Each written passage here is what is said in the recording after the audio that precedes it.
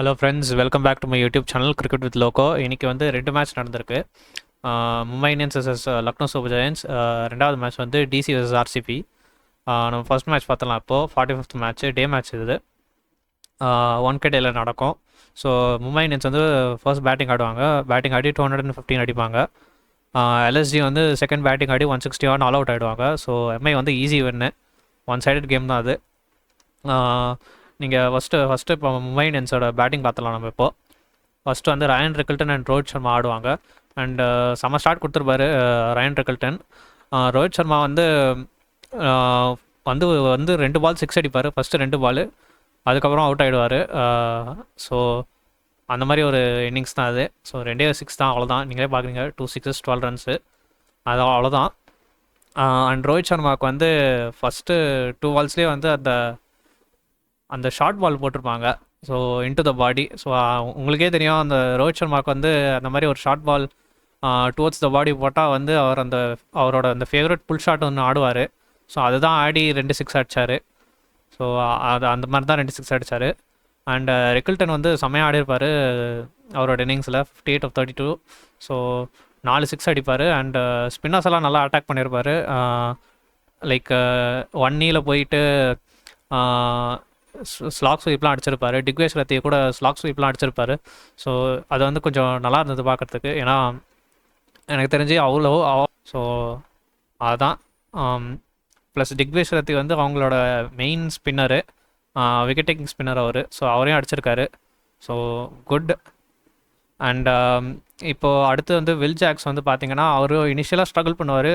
ஏன்னா இனிஷியலாக வந்து அவருக்கு ஸ்பின்னு போடுவாங்க. அவருக்கு ஸ்பின்னுக்கு அகேன்ஸ்டாக வந்து அவரால் ஆட முடியல. அண்ட் பேஸ் போட்ட உடனே வந்து நல்லா ஆடிட்டார். 3 4s 1 6 அடிச்சிட்டார். அந்த 3 4s 1 6 வந்து பேஸ்க்கு அகேன்ஸ்டாக தான் அடிப்பார். ஸோ மேபி அவருக்கு ஸ்பின் வந்து கொஞ்சம் ஸ்ட்ரகிளாக இருக்குது. அது கொஞ்சம் இம்ப்ரூவ் பண்ணணும்னு நினைக்கிறேன் வில் ஜாக்ஸு.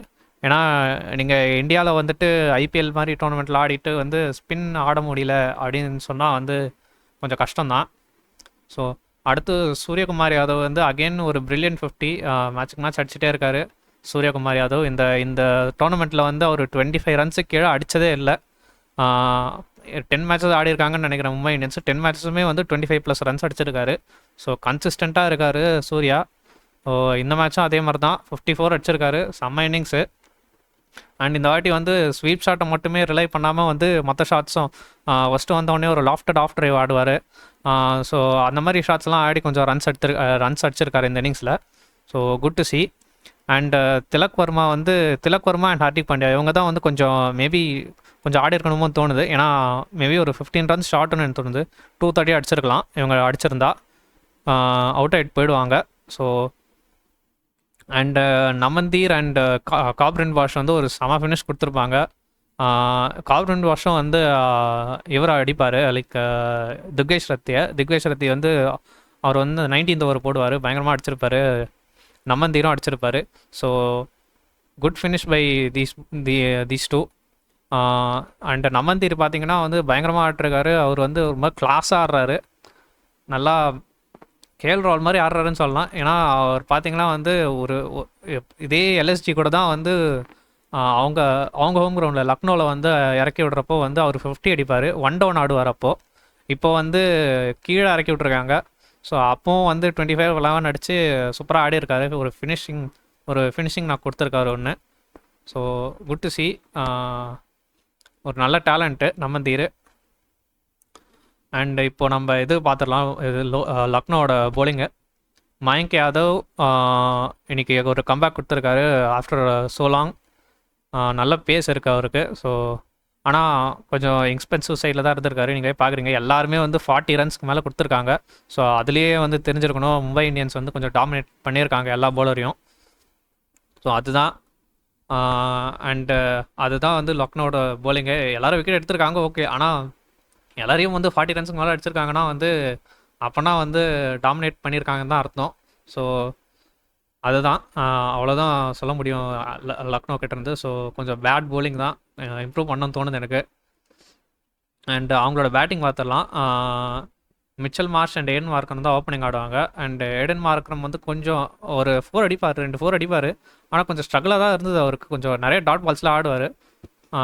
பும்ரா போர் கிட்ட வந்து ஒரு 3 டாட் பால்ஸ் கன்சர்கேட்டிவாக ஆடுவார். அதுக்கப்புறம் வந்து ஒரு ஃப்ளிக் ஷாட் அடித்து ஸ்கொயர் லெக் கிட்ட கொடுத்துருவார், டீப் ஸ்கொயர் லெக் கிட்ட. அண்ட் மிச்சல் மார்ஷ் வந்து நல்லா ஆடிட்டு இருப்பார் ஆக்சுவலாக. மிச்சல் மார்ஷும் நிக்கலஸ் புரானும் சூப்பராக ஆடிருப்பாங்க ஆக்சுவலாக நடுவில்.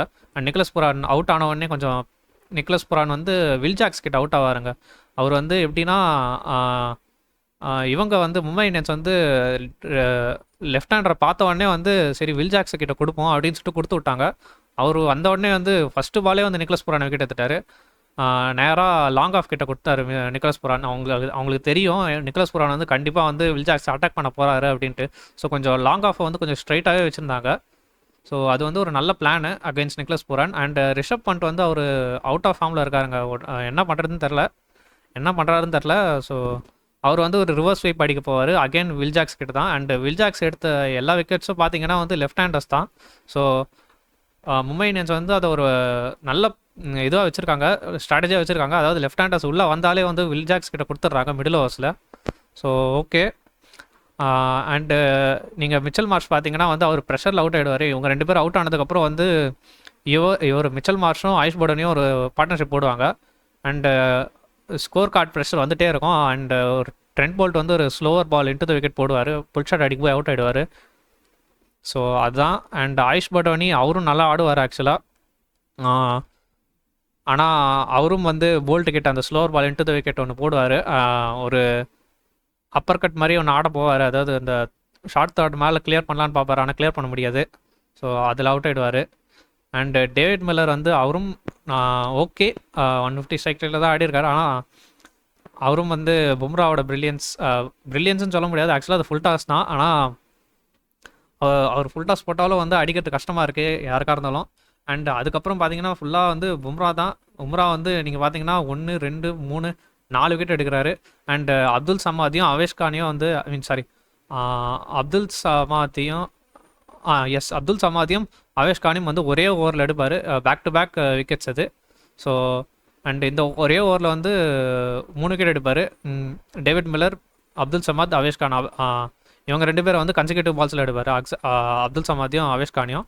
அண்ட் அடுத்து சொல்கிறதுக்கு ஒன்றும் இல்லை, அதுக்கடுத்து முடிச்சிருச்சு பேட்டிங் லைனப்பே. அதுக்கடுத்து ட்ரெண்ட் போல்ட் வந்து லாஸ்ட் பாலில் வந்து ஒரு விக்கெட் எடுத்து முடிச்சிடுவார், மேட்ச் ஆல் அவுட் ஆக்கிடுவார். ஸோ 20 ஓவர்ஸில் வந்து 161. அண்டு இவங்க பவுலிங் பற்றி சொல்லவே வேணாம், செமையாக போட்டிருக்காங்க எல்லாருமே accept Deepak sir and Karan Sharma. So நீங்கள் பார்த்துருந்தீங்கனாலே தெரிஞ்சிருக்கும் மேட்ச்சு. தீபக் சார் வந்து இனிஷியலாகவே கொஞ்சம் ரன்ஸ் கொடுத்துருவார் பவர் பிளேலேயே. அண்டு ஏன்னு தெரில இன்றைக்கி தீபக் சார் வந்து ஃபஸ்ட்டு ஒரு போடல, அது என்ன ஸ்ட்ராட்டஜியாக என்னன்னு தெரில against Mitchell Marsh. Maybe Mitchell Marsh வந்து லெஃப்ட் ஆர்ம் சீமர்ஸ் கிட்ட கம்மியாக அடிப்பாரா என்னன்னு தெரில, அந்த ஸ்விங்கின் பண்ணுறப்போ ஆட மாட்டாரான்னு தெரில. அதனால ட்ரெண்ட் போல்ட் கூட்டு வந்திருப்பாங்க ஃபர்ஸ்ட் ஓவருக்கு. ஸோ மேபி தீபக் சார் வந்து மேபி பிளான் மாற்றாமல் வந்து தீபக் சாரே வந்து ஃபர்ஸ்ட் ஓவர் கொடுக்க வச்சிருக்கலாமோ தோணும். ஆனால் பரவாயில்ல, ஜெயிச்சிட்டாங்க.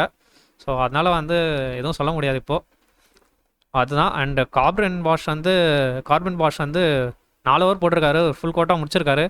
26 ரன்ஸ் தான். Good debut for Bosch. 26 runs 1 wicket வேறு. So 14 dot balls. ஸோ அதுலேயே தெரியும் நல்லா போட்டிருக்காருன்ட்டு. அதுதான் இன்றைக்கி ஃபர்ஸ்ட் மேட்ச்சு. ஸோ இப்போ நம்ம அடுத்து வந்து செகண்ட் மேட்ச் பார்த்துடலாம். இப்போ செகண்ட் மேட்ச் பார்க்குறோம், Delhi Capitals versus RCB. 46th match இது, நைட் மேட்ச் இது. ஸோ டெல்லி கேபிட்டல்ஸ் வந்து அவங்க ஃபர்ஸ்ட் இன்னிங்ஸில் வந்து 162 for 8 அண்ட் ஆர்சிபி வந்து ஈஸியாகவே சேஸ் பண்ணுறாங்க 18.3 ஓவர்ஸில் 165 for 4. ஸோ அதுதான் மேட்ச்சு. ஸோ நம்ம ஸ்கோர் கார்டு பார்த்துடலாம் அப்படியே. ஸ்கோர் கார்டு பார்க்குறீங்க நீங்கள். ஃபஸ்ட்டு வந்து டெல்லி கேபிட்டல்ஸ் பேட்டிங் பார்க்கலாம். ஃபர்ஸ்ட் வந்து Abhishek Porel and Faf du Plessis வந்து ஆடுவாங்க. அண்டு பிச் வந்து கொஞ்சம் ஸ்லோவாக 2 பேஸ்டாக தான் இருந்தது. ஸோ ஸ்பின்னர்ஸ்க்கு கொஞ்சம் அசிஸ்டன்ஸ் இருந்தது இந்த பிச்சில். ஸோ அதனால் வந்து நீங்கள் நிறைய அந்த 100 to 120 ஸ்ட்ரைக் ரேட்ஸ் நீங்கள் பார்க்கலாம். இங்கே பாருங்கள், இது வந்து 84 ஃபாஃப் டு பிளஸி ரொம்ப ஸ்ட்ரகிள் பண்ணுவார், பால் படவே படாது பேட்டில். அண்டு இங்கே பார்க்குறீங்க கருண் நாயர் 100, கேஎல் ராகுல் 105. பார்த்தீங்க 39 பால்ஸ் ஆடியிருக்காரு, ஆனால் 105 தான். அண்ட் 115 அந்த மாதிரி தான் போயிருக்கு. அண்ட் ஃபினிஷிங்கில் மட்டும் நல்லா அடிச்சிருக்காங்க 188 and 200. ஸோ அது அந்த மாதிரி பிச் தான் அது. ஃபஸ்ட்டு வந்து அபிஷேக் புரல் வந்து செம்ம ஸ்டார்ட் ஒன்று கொடுத்துருப்பாரு ஆக்சுவலாக 28 of 11. So 2 4s 2 6s. And அதுக்கப்புறம் அவரும் வந்து அவுட் ஆகிடுவார் கீப்பர் கிட்ட கேட்ச் கொடுத்துட்டு. ஸோ ஒரு எட்ஜ் வாங்கி போயிடும், க்ளவுவில் போயிடும். அண்டு ஃபேஃப் டு பிளஸி வந்து அவருக்கு படவே படாதுங்க. அவர் வந்து ரொம்ப ஸ்ட்ரகிள் பண்ணி அப்புறம் கடைசியில் வந்து ஒரு ஐ மீன் ஒரு ஸ்ட்ரைட்டாக வந்து ஒரு லாங் ஆன் கிட்ட அடிச்சு அவுட் ஆகிடுவார், கோலி பிடிச்சிடுவார். அண்டு கருண் நாயர் வந்து ஆடுவார், ஓகே ஒரு 4 அடிப்பார் ஃபஸ்ட்டு வந்த உடனே. அதுக்கப்புறம் வந்து எஸ்டைல் கிட்ட அவுட் ஆகிடுவார். கொஞ்சம் மோசமான ஷாட் அது. ஸோ அண்டு கேஎல் ராகுல் வந்து கொஞ்சம் ஸ்ட்ரகிள் பண்ணியிருப்பார். ஆக்சுவலாக ரொம்பவே ஸ்ட்ரகிள் பண்ணார். ஏன்னா இந்த பிச் வந்து கொஞ்சம் 2 பேஸ் தான், ஆனாலும் வந்து கொஞ்சம் நின்று கடைசி வரைக்கும் ஆடி இருந்தார்னா மேபி அவர் ஸ்ட்ரைக் ரேட்டை இம்ப்ரூவ் பண்ணிடலாமோ தோணுது. ஏன்னா அவர் நல்லா தான், ஓரளவுக்கு நல்லா தான் ஆட்டிருந்தார் ஸ்ட்ரகிள் பண்ணாலும். ஏன்னா அவர் அந்த மாதிரி பிளேயர் தான். ஸோ கொஞ்சம் பொறுமையாக ஆடினாலும் கடைசியில் வந்து இருந்தால் அடிச்சிருப்பாருன்னு தோணுது எனக்கு. ஸோ மேபி இன்னும் கொஞ்சம் ஆடி இருக்கலாம் கேஎல் ராகுல். கொஞ்சம் வழி அவுட் ஆன மாதிரி இருந்தது. அண்ட் அக்சர் பட்டேல் வந்து அவரும் வந்து வந்த உடனே அடிப்பார் ஆக்சுவலாக, ஒரு 4 ஒரு 6. அதுக்கப்புறம் வந்து ஹேசல்வுட் வந்து ஒரு செம பால் ஒன்று போடுவார். அந்த லெங்த்தில் போட்டால் தான் வந்து லைக் ரொம்ப கஷ்டம். கரெக்டாக அந்த லெங்த்தில் போட்டிருப்பாரு அந்த பாலை. ஸோ குட் லெங்த் பால் அது, டாப் ஆஃப் த ஸ்டம்ப் அடிக்கிற மாதிரி. ஸோ அதுதான் போட்டிருப்பாரு ஹேசல்வுட்டு. அந்த மாதிரி பால் போட்டால் அந்த பிச்சில் வந்து ரொம்ப கஷ்டம். ஏன்னா ஒரு பால் பவுன்ஸ் ஆகும், ஒரு பால் கீழே இறங்கும். ஸோ அந்த லெங்த்தில் போட்டால் வந்து கஷ்டம் அடிக்கிறது. ஸோ அதுதான். அண்டு ட்ரிஸ்டன் ஸ்டப்ஸ் வந்து அவர் ட்ரிஸ்டன் ஸ்டப்ஸும் இவர் விப்ராஜ்னிகமும் வந்து ஒரு சூப்பர்பான ஃபினிஷ் ஒன்று கொடுத்துருப்பாங்க. ஏன்னா நீங்கள் பார்த்துருந்தீங்கன்னா தெரிஞ்சிருக்கும், அவங்க 110 தான் என்னமோ இருந்திருப்பாங்க 15 ஓவர்ஸில். 15 ஓவர்ஸில். அண்டு கடைசி 5 ஓவர்ஸில் வந்து 50 ரன்ஸ் அடிப்பாங்க. So good finish by Stubbs and Vipraj. So அதுதான் அவங்ககிட்ட சொல்லணும்னு நினச்சேன். அண்டு அப்படியே நம்ம இந்த ஃபாலோ விக்கெட்ஸ் பார்த்தீங்கன்னா வந்து நீங்களே பார்க்குறீங்க, கொஞ்சம் இதாக இருக்குது. லைக் ரெகுலர் இன்டர்வல்ஸில் ஓட்டுற மாதிரி இருக்குது. நீங்களே பார்க்குறீங்க, 33ல் விட்டுருக்காங்க ஒன்று, 44ல் விட்டுருக்காங்க. அண்டு 30 ரன்ஸில் அகெயின் ஐ மீன் 72ல் விட்டுருக்காங்க. And 1 or 2. ஸோ அந்த 30 ரன்ஸ் கேப் தான் இருக்குது. நீங்களே பார்க்குறீங்க, அந்த 30 ரன்ஸு கீழே வந்து இல்லை. ஸோ விக்கெட்ஸ் பார்த்தீங்கன்னா வந்து ரெகுலர் இன்டர்வல்ஸில் போயிட்டு இருந்திருக்கு. ஸோ ஒரு 30 ரன் பார்ட்னர்ஷிப் தான் வரைக்கும் தான் வந்திருக்கு. ஒரு 50 ரன் பார்ட்னர்ஷிப் கூட வரல. ஸோ அதுதான் வந்து கீயாக இருந்திருக்கு ஆர்சிபியோட போலிங்க்கு. ஏன்னா நீங்கள் அந்த பார்ட்னர்ஷிப் வளர உள்ளனா வந்து கொஞ்சம் கஷ்டம்தான். மேபி அவங்க வந்து ஒரு 20 ரன்ஸ் ஷார்ட்னு சொல்லலாம். ஏன்னா அந்த பார்ட்னர்ஷிப்ஸ் பில்ட் பண்ணாததுனால தான் வந்து கொஞ்சம் அவங்க ஸ்ட்ரகிள் பண்ணாங்க ரொம்ப. அது புவனேஸ்வர் குமார் சூப்பராக போட்டிருப்பார். ஆர்சிபி போலிங் பார்த்தீங்கன்னா புவனேஸ்வர் குமார் தான் pick of the bowlers. 3 wickets 33 runs 4 ஓவர்ஸில். அண்டு மற்றபடி வந்து ஜாஷ் ஹேசல்வுட் நல்லா போட்டிருப்பாரு, 2 wickets எடுப்பார், செம்மையாக போட்டிருப்பாரு. எஸ்டையாலும் நல்லா தான் போட்டிருப்பாரு, ஆனால் கொஞ்சம் ரன்ஸ் கொடுத்துருவாரு, லீக் பண்ணுறவர் கடைசி ஓவரில் அவரோட கடைசி ஓவரில் அடிச்சிருவாங்க. And Krunal Pandya as usual economical as well as wicket taking, 28 runs and 1 wicket. So சூப்பராக போட்டிருப்பாரு, எல்லா மேட்சும் நல்லா போட்டுட்டு வர்றாரு. அண்ட் இவர் தான் இன்றைக்கி தான் மேன் ஆஃப் த மேட்ச்சு கூட, பேட்டிங்லேயும் அடிச்சிருக்காரு இன்றைக்கி. ஸோ அது என்னென்னு பார்த்துடலாம் இப்போது. இப்போ ராயல் சேலஞ்சர்ஸ் பெங்களூரோட ஃபஸ்ட் பேட்டர் வந்து Jacob Bethell and Virat Kohli. Jacob Bethell வந்து ஒரு 4 ஒரு 6 அடிச்சுட்டு அதுக்கப்புறம் அவுட் ஆகிடுவார். அக்ரெசிவாக ஆட பார்ப்பார், முடியாது, ஏன்னா அந்த பிச்சில் வந்து கொஞ்சம் கஷ்டம்தான். அண்டு கோலி வந்து பார்ப்பார் இன்னொரு எண்ட்லேருந்து பார்க்குறப்போ வந்து தேவ்தத் படிக்கல் வந்து வந்த உடனே அவுட் ஆகிடுவார், 2 balls தான் ஃபேஸ் பண்ணி. அக்சர் பட்டேலுக்கு வந்து ஓவர் கொடுத்துருப்பாங்க பவர் பிளேயில். இது வந்து கொஞ்சம் 2 PS விக்கெட், கொஞ்சம் ஸ்பின்னு கொஞ்சம் அசிஸ்டன்ஸ் இருக்கிறதுனால வந்து அக்சர் பட்டேல் வந்து போடுவார் பவர் பிளேயில். ஸோ போட்டு வந்து 2 wicket எடுப்பார் டக்குன்னு. ஜேக்கப் பத்தாலையும் தேவ்தத் படிக்கலையும் ரெண்டுமே லெஃப்ட் ஹேண்டர்ஸ் வேறு. So good bye Axar Patel. And நீங்கள் பார்த்தீங்கன்னா தெரியும், 4 overs 90 runs தான் கொடுத்துருக்காரு. அது 3 overs வந்து பவர் பிளேயில் போட்டிருக்காரு. ஸோ செம போலிங்கு, 2 wickets வேறு. அண்டு விராட் கோலி வந்து அதை பார்த்த உடனே வந்து ஓகே. அதுக்கப்புறம் வந்து ரஜத் பட்டிடார் வருவார். பட்டிடார் வந்த உடனே அவர் ரன் அவுட் ஆகிடுவார். ஸோ அன்லக்கின்னு சொல்லலாம் ஆக்சுவலாக. அங்கே ரன்னே இல்லை, லைட்டாக கொஞ்சம் முன்னாடி போயிடுவார் விராட் கோலி முன்னாடி வரதை பார்த்து. ஸோ அதில் அவுட் ஆகிடுவார். கருண் நாயர் வந்து ஒரு டைரக்ட் ஹிட் அடிச்சிடுவார்.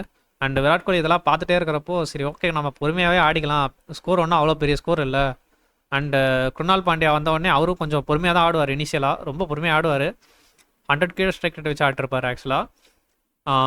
ஆனால் அதுக்கப்புறம் வந்து ஸ்ட்ராட்டஜிக் டைம் அவுட்டில் வந்து சொல்லியிருப்பாங்கன்னு நினைக்கிறேன்.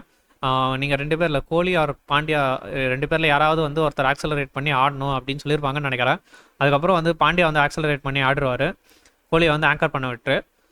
அதுதான் வந்து அங்கே தான் வந்து நீங்கள் அந்த பார்ட்னர்ஷிப் பார்க்கணும். நீங்கள் பார்த்தீங்கன்னா தெரிஞ்சிருக்கும், டெல்லி கேபிட்டல்ஸில் வந்து அந்த ரெகுலராக வந்து விக்கெட்ஸ் விழுந்துகிட்டே இருந்திருக்கு.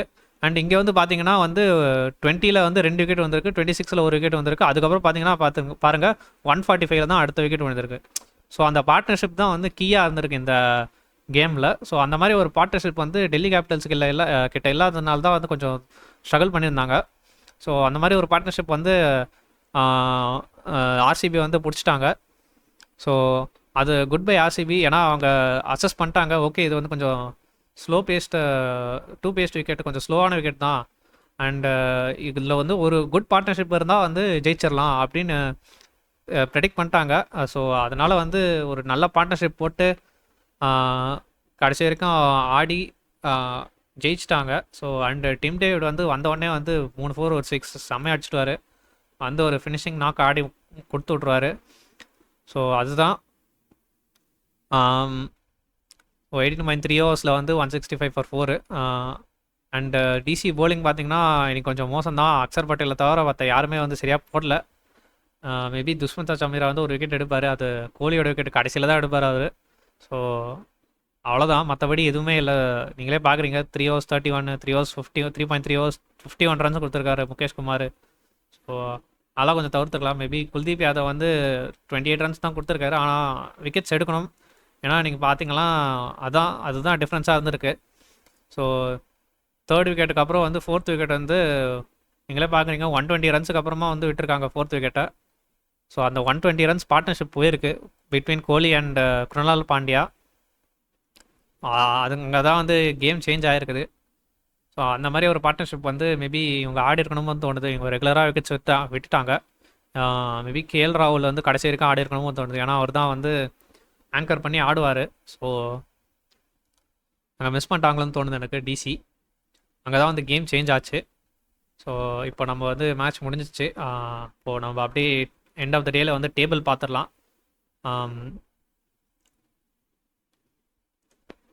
ஃபர்ஸ்ட் மேட்ச்சில் யார் ஆடினாங்க, MI and LSG. So MI வந்து இப்போ 3rd பொசிஷனில் இருக்காங்க. 10 games 12 points வந்துட்டாங்க. ஸோ அவங்க வின்னிங் ரெக்கார்டை பார்க்குறீங்க, அப்படியே எல்லா மேட்சும் வின் பண்ணிட்டாங்க. இப்போது 5 matches, லாஸ்ட் 5 matchஸில் வந்து எல்லா மேட்சும் வின் பண்ணியிருக்காங்க. அண்டு லக்னோ சூப்பர் ஜாயன்ட்ஸ் வந்து கொஞ்சம் திணறாங்க இப்போது. 2 பேக் லாஸஸ் இப்போது. So 10 games 10 points 5 wins. And வேறு யார், Royal Challengers Bangalore and Delhi Capitals. So RCB வந்து ஃபர்ஸ்ட் பொசிஷன் வந்துட்டாங்க, 14 points எடுத்துட்டாங்க. செம்மையாக ஆட்டு வராங்க இந்த சீசனு. கப்படிப்பாங்களா என்னன்னு தெரில. So 0.521 net run rate. So healthy net run ரேட்டும். அண்டு நீங்கள் பார்த்தீங்கன்னா இவங்களுக்கும் ஹெல்தி நெட் ரன் ரேட் இருக்குது, 0.889 மும்பை இந்தியன்ஸுக்கும். And excuse me, Delhi Capitals பார்த்தீங்கன்னா வந்து இப்போது 4th பொசிஷனில் இருக்காங்க. 9 games தான் ஆடி இருக்காங்க. ஆர்சிபியோட கொஞ்சம் ஒன்று கம்மி தான். ஸோ ஓகே, 9 gamesல வந்து 12 points 6 wins. அண்ட் அவங்க ரெக்கார்ட் பார்த்தீங்கன்னா வந்து லாஸ்ட் 5 matchஸில் வின் லாஸ்ன்னு இருக்குது. ஸோ மேபி அவங்க வந்து ஒரு வின்னிங் ஸ்ட்ரீக் மெயின்டைன் பண்ணுமோன்னு தோணுது எனக்கு. பரவாயில்ல, நல்லா தான் ஆடிட்டு வராங்க. ஸோ பார்க்கலாம் என்ன நடக்குதுன்னு டோர்னமெண்ட்டில். ஐ திங்க் ஆர்ஆரும் சென்னையும் வந்து போயிடுச்சுன்னு நினைக்கிறேன். அவ்வளோதான், கொஞ்சம் குவாலிஃபை ஆகிறது கஷ்டம்தான். ஆனால் இப்போ ஒரு டீம் வந்து 14 points வந்துருச்சு. ஸோ இன்னும் என்ன சொல்கிறது, மற்ற டீம்ஸ்லாம் வந்து கொஞ்சம் ஈஸியாகவே வந்துடுவாங்கன்னு நினைக்கிறேன் 14 pointsக்கு. இன்னும் ஒரு கேம் தான் ஜெயிக்கணும். 3 டீம்ஸ் வந்து 14 pointsல இருக்காங்க. ஸோ அதுக்கப்புறம் வந்து ராஜஸ்தானுக்கும் சென்னைக்கும் வந்து ஹோப்ஸ் ரொம்ப கம்மியாயிடும். அதுதான். ஸோ என்ன நடக்குதுன்னு பார்க்கலாம் டோர்னமெண்ட்டில். ஸோ இதோட வீடியோ முடிச்சுக்கிறேன். இந்த வீடியோ பிடிச்சிருந்தா லைக் பண்ணுங்கள். அதே மாதிரி உங்கள் ஃப்ரெண்ட்ஸ் யாராவது கிரிக்கெட் பார்ப்பாங்கன்னா அவங்ககிட்ட ஷேர் பண்ணி விடுங்க. அண்டு மறக்காமல் சேனல் சப்ஸ்கிரைப் பண்ணுங்கள். அப்போ தான் வந்து நான் டெய்லி போஸ்ட் பண்ணுற வீடியோஸ் வந்து உங்களுக்கு வரும். So thank you, by.